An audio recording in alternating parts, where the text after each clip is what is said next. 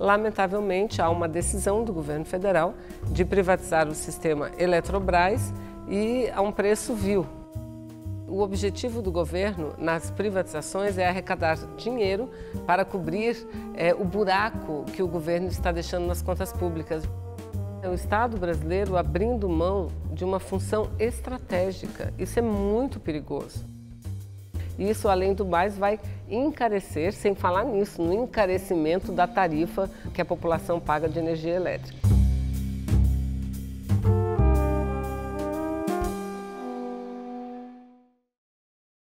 Senadora, o governo alega que a privatização da Eletrobras é necessária por causa dos resultados negativos que a empresa vem apresentando.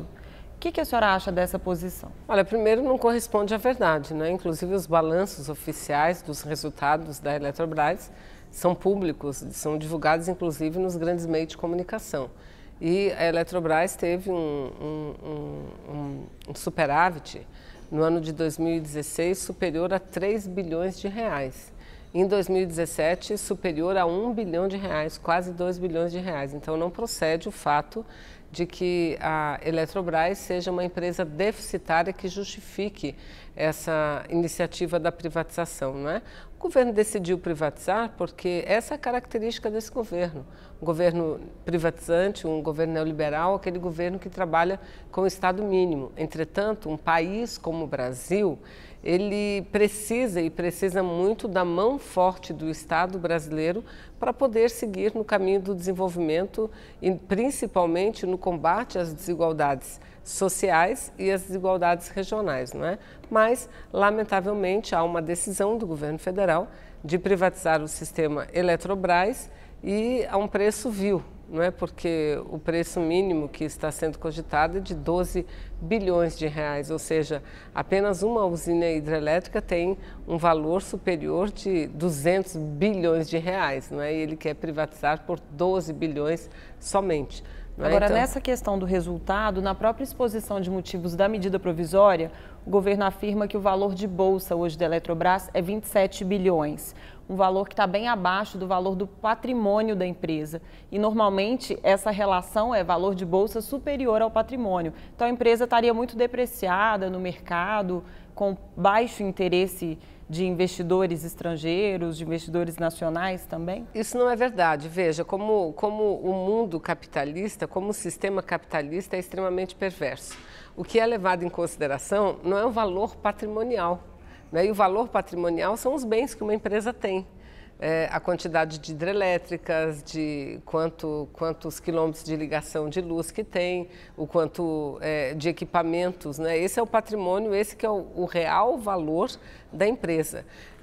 Já o valor de mercado, ele é um valor que varia muito de acordo com o humor do próprio sistema, não é? Vamos pegar a Petrobras. Teve uma época em que a Petrobras estava muito bem obrigada.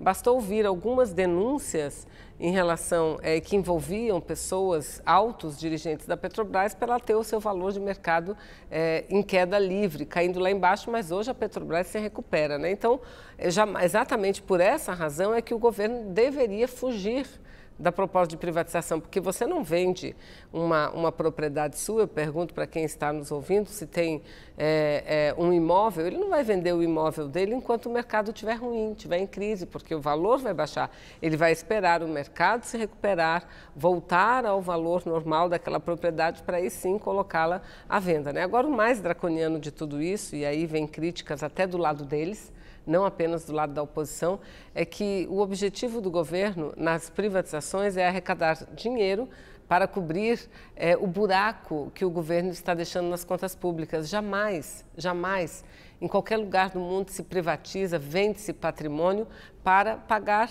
dívida, para cobrir buraco de orçamentos deficitários, não é? Nem Fernando Henrique, na época em que privatizou o sistema de telecomunicações, alguns bancos públicos brasileiros, nem o Fernando Henrique fez isso. Ele dizia que estava vendendo um patrimônio para fazer investimento no Brasil, investimentos, não é? Então, é muito ruim. Agora, se a gente for analisar essa privatização da Eletrobras, eles estão começando o processo querendo de imediato privatizar as 6 distribuidoras, que são de propriedade da Eletrobras. A Amazonas Energia, no estado do Amazonas, a distribuidora do Acre, de Rondônia, de Roraima, Piauí e Alagoas.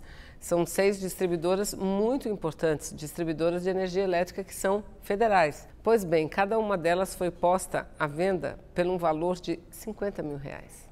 O governo diz que é por causa do passivo que essas empresas têm de 13 bilhões. Veja, R$50 mil cada uma. Isso aí seria risível se não fosse trágico. E eu não estou enganado, R$50 mil não se compra um carro hoje, um carro médio. Compra, olha lá, um carro popular com esse dinheiro, porque eu já estou somando aqui o valor das prestações pagas, né?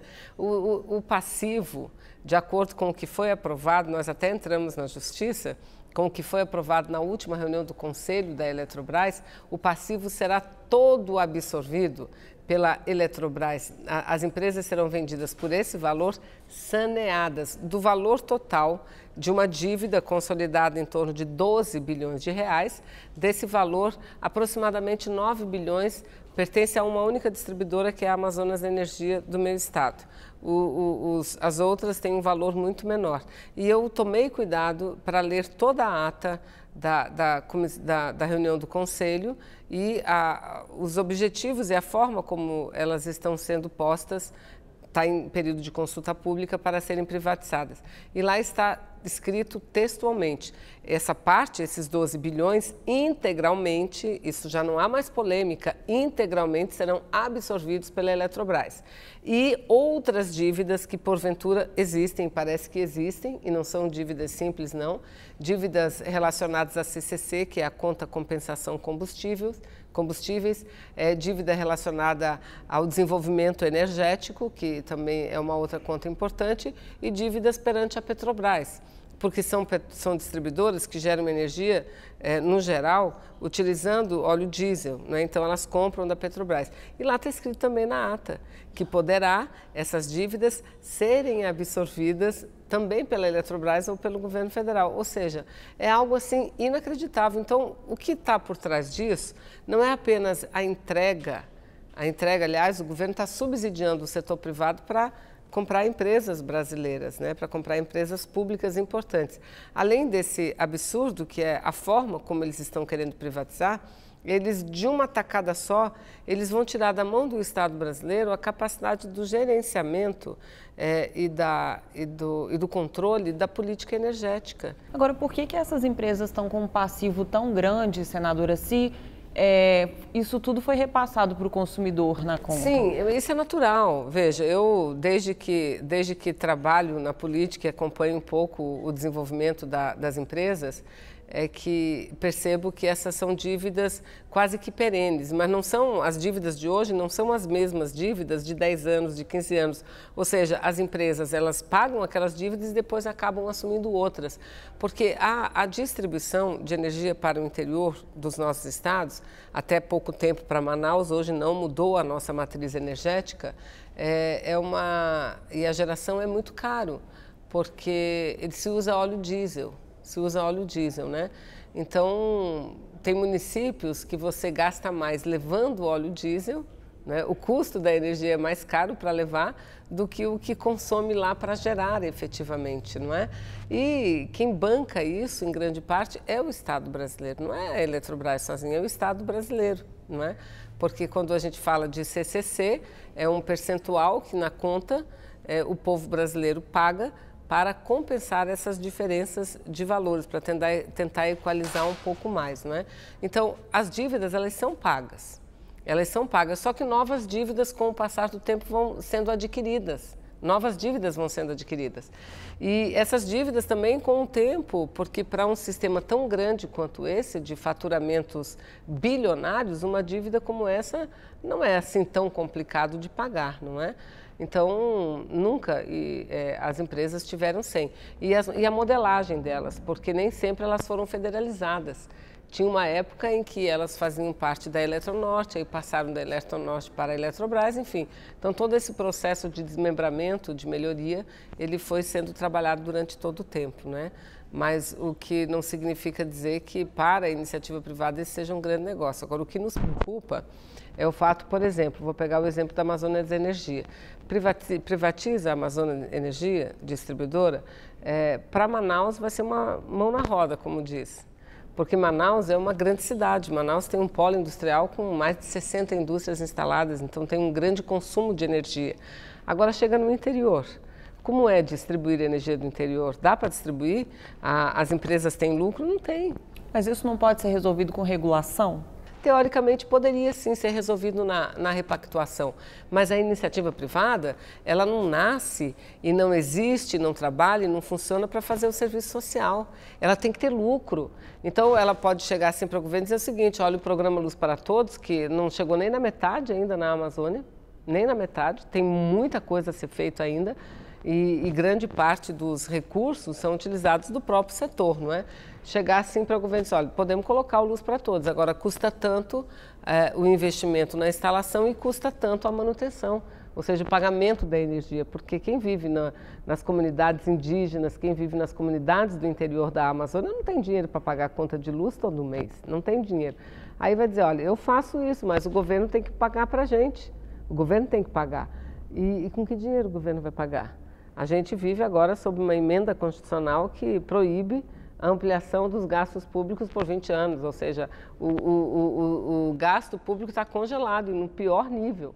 O que está em jogo aí é quem deve fazer a política pública, se a empresa ou se o governo? Não, o que está em jogo é a política pública em si, porque a empresa não faz política pública. Só quem faz política pública é o governo. Então, quando o governo abre mão de um importante instrumento, que é uma empresa energética, para a iniciativa privada, ele está também dizendo, está mandando uma mensagem, dizer, olha, eu vou parar de investir no social, de investir na universalização do acesso à energia, investir em programas como Luz para Todos. Isso já não é mais comigo, não é? Nos Estados Unidos, mais de 70% do setor energético está na mão do Estado. Lá, as hidrelétricas, quem controla todas é o governo federal. E quem controla, no caso pelo governo federal, são as Forças Armadas. Então veja, por mais que o governo diga, vai continuar os programas sociais, não terá problema no gerenciamento dos recursos hídricos, isso não é verdade. É lamentável, porque a gente vê isso como um retrocesso. E olha, é isso que eu estou dizendo, é o governo, é o Estado brasileiro abrindo mão de uma função estratégica. Isso é muito perigoso. Porque a energia é tudo. Você veja, nós estamos aqui porque nós temos energia. Então, é um segmento estratégico sobre o qual, no nosso entendimento, o Estado jamais deveria abrir mão de estar presente. Aí você diz, mas não pode apenas, então, o Estado normatizar como uma boa agência, uma agência forte? Não, é muito pouco. Em determinados setores, o Estado tem que estar presente. Ele pode não mandar em tudo como não manda hoje. Ele pode não dominar tudo, mas ele tem que estar presente até mesmo para trabalhar a regulamentação, para trabalhar a qualidade e o próprio desenvolvimento.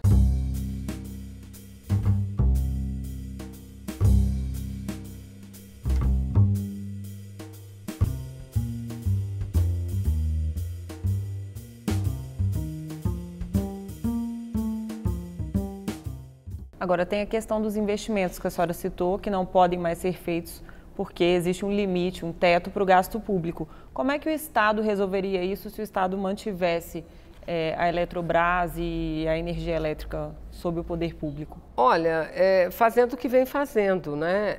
Fazendo parcerias público-privadas para expandir a capacidade de geração e expandir também a capacidade de distribuição. Mas eu digo o seguinte, eu acho que a Eletrobras é uma empresa assim ela é uma empresa tão forte, uma empresa tão lucrativa que, de fato, se o governo tivesse interesse em fortalecê-la, em pouquíssimo tempo, ela, sem dúvida nenhuma, voltaria a ser o que era, uma das grandes empresas do Brasil. Você veja, pegar o exemplo da Petrobras. A Petrobras é a maior empresa brasileira, né? Ela é quase um quarto da nossa economia e a Petrobras, ela se desenvolveu na mão do Estado, nesses setores, sobretudo de saneamento, de energia.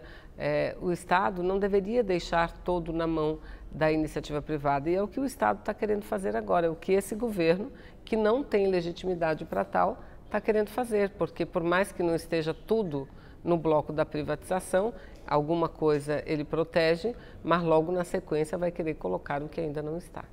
A senhora criticou o valor de 12 bilhões para a Eletrobras e de 50 mil para as distribuidoras. Eu ia perguntar qual seria um valor justo, mas pelo que a senhora está dizendo, não tem valor justo. Então. Não tem valor justo, porque o valor estratégico, o valor de médio e longo prazo é muito maior do que um valor em si. Eu estou dando esse exemplo para mostrar a irresponsabilidade do governo, principalmente no momento em que ele afirma, e ele não tem nenhum pudor em afirmar isso, que essas privatizações virão porque o governo precisa de dinheiro para tapar o buraco nas finanças públicas, o que é lamentável, o que é não apenas desprezível, mas é lamentável do ponto de vista do interesse nacional. A gente está falando aqui do sistema elétrico, mas podemos falar também da Embraer. A Embraer é uma empresa que já foi pública, hoje é uma empresa privatizada, mas com uma presença forte do Estado brasileiro, aliás, muito forte do Estado brasileiro, porque é uma empresa comercial a qual se juntou toda uma política de defesa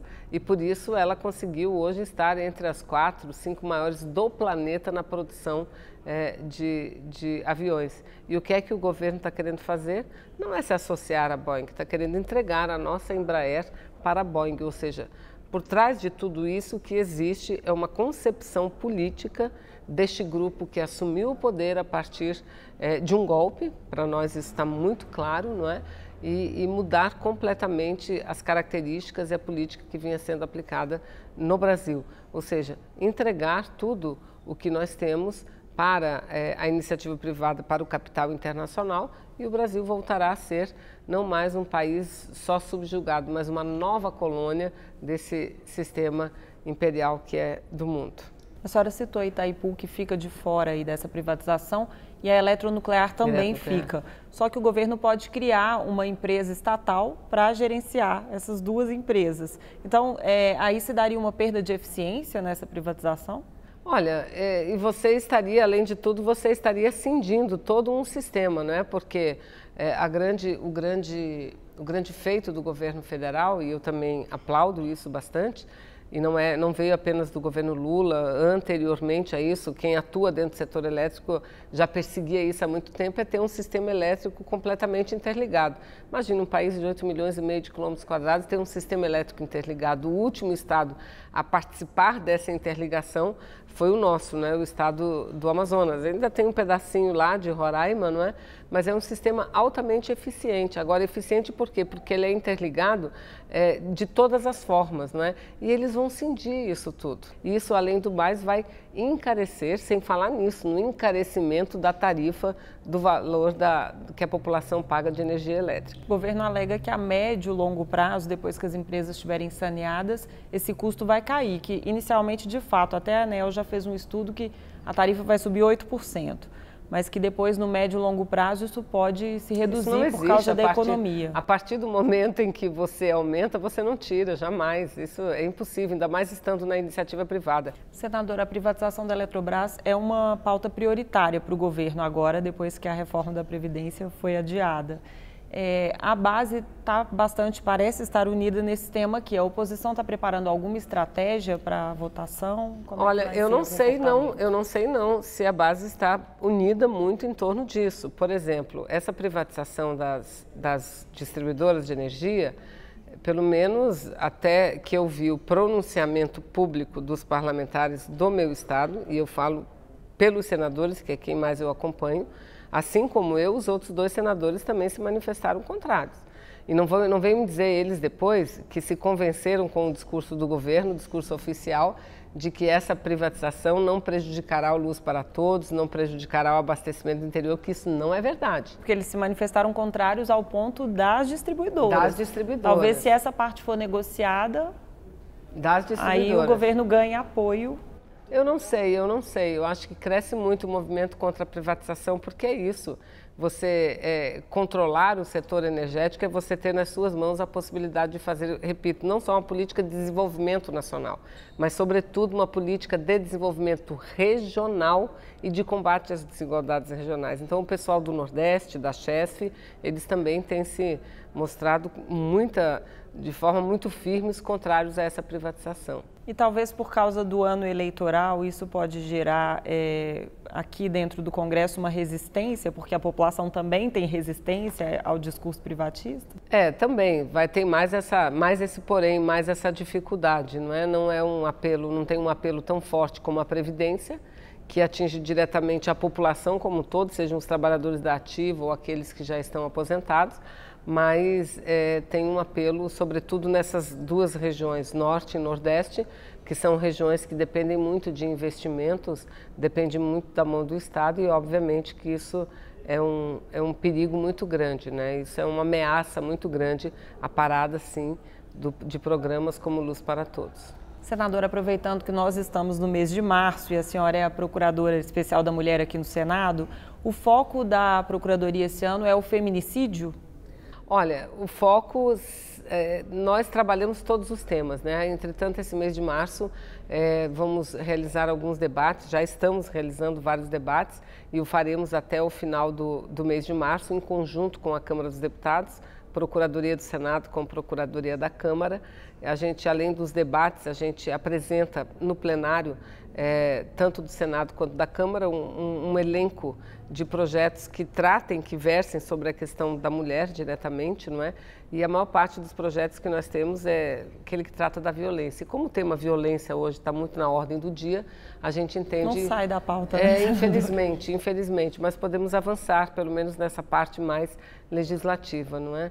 Então, o feminicídio, sem dúvida nenhuma, continua a ser, a violência contra a mulher ainda uma pauta muito importante e significativa. Agora, é bom lembrar que a nossa Lei Maria da Penha, que é modelo no mundo inteiro, ela é modelo porque ela se diferencia das demais leis, porque não é uma lei que vem para punir apenas o agressor, não, é uma lei que vem também para trabalhar a prevenção e a assistência em todos os seus aspectos, em todos os seus focos. Ou seja, a vítima da violência direta ou indireta, as famílias, e também ao agressor. Agora, é uma lei que, por ser tão ampla, ela exige uma capacidade muito forte do Estado brasileiro e a gente está vivendo esse problema também. Nós tínhamos um programa de construção de casas da mulher no Brasil inteiro, que é parte da Lei Maria da Penha, e isso tudo está paralisado, né? Por conta dos tais cortes dos gastos públicos, da limitação, não é?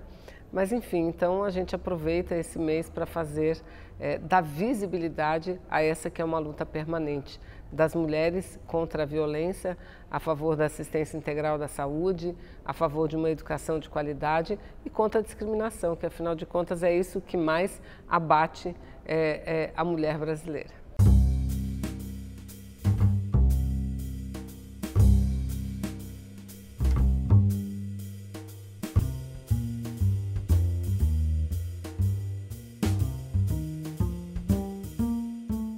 Ainda tem jurista que critica a tipificação do feminicídio que foi feita em 2015, né? Porque já existe a Lei Maria da Penha e já existe o crime de homicídio qualificado, que já abarcaria aí a questão do feminicídio. Olha, na realidade, o feminicídio, ele não nasceu aqui no Brasil. É uma orientação das Nações Unidas e já é algo que existe em vários países do mundo. Em muitos países do mundo. E o objetivo disso, é dar visibilidade à situação de vulnerabilidade que tem a mulher. Esse é o objetivo principal.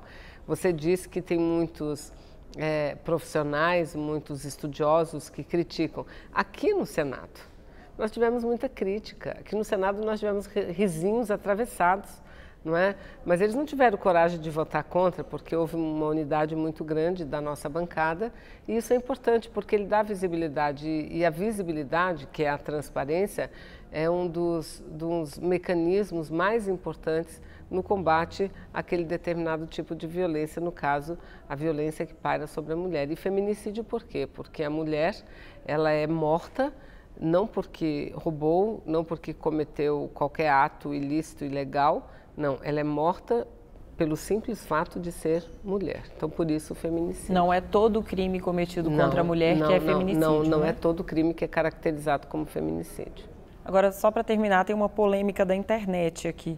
Pode um transexual ser vítima de feminicídio?